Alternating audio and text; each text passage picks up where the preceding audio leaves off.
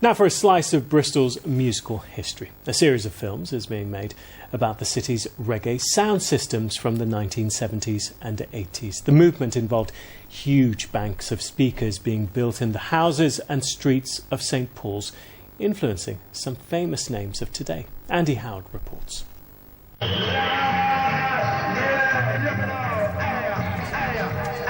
This garage in Kingswood isn't just crammed full of equipment, but also memories. All belonging to Bristol's sound system crews of the 1970s and 80s. They are still going strong today, but these parties, mainly playing reggae music, started in the streets and basements of St Paul's, putting Bristol on the musical map. It was very cultural, talking about depression, poverty, the birds, the bees, life, what's happening around us. That's what the music really was. I'm the youngest out of the crew, so I was 15, so the rest will be 16, 17 at that time. The amount of kids from all different schools, all coming to just listen.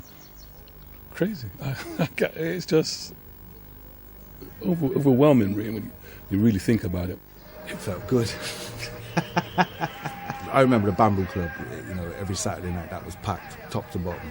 In my era, where we never used to hear this music, it's only when we had to go to these dances that you heard these kind of music. I wish we could go back to that time.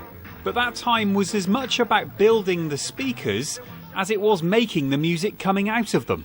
Well, I can remember blisters in your hands. You didn't have electric drills, it was just an ordinary screwdriver, so you had, but it's memorable. The movement went on to influence the now famous Bristolian artists Massive Attack, Roni Size and Tricky. And the story of the city's sound systems is being told for the first time.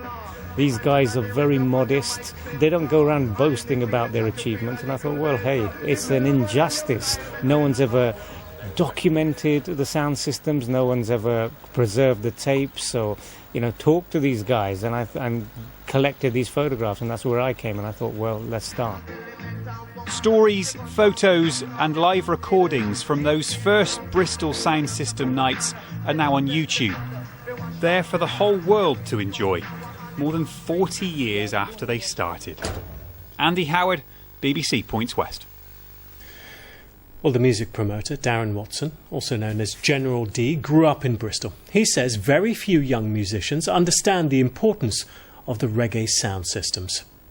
Some of them who have parents who may have been involved in the sound systems may know, but I think the vast majority aren't really aware. I mean, I mentor and I'm an artist manager, and I'm sort of trying to, impart my experience and influence on the next generation. And it's safe to say that they don't really know about the history of the sound system, to be honest. And you know the likes of Tricky, Massive Attack, you went to school with them.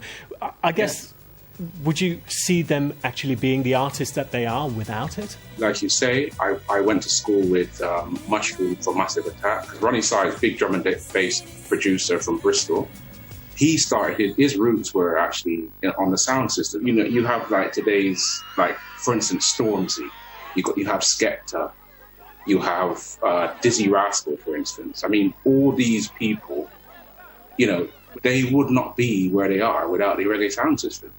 It really did put Bristol on the map then, didn't it? Definitely, yeah, it did. And obviously, it's nice to know that,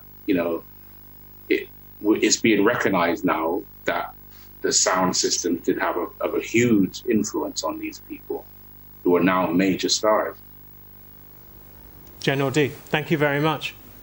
No problem. Thank you very much.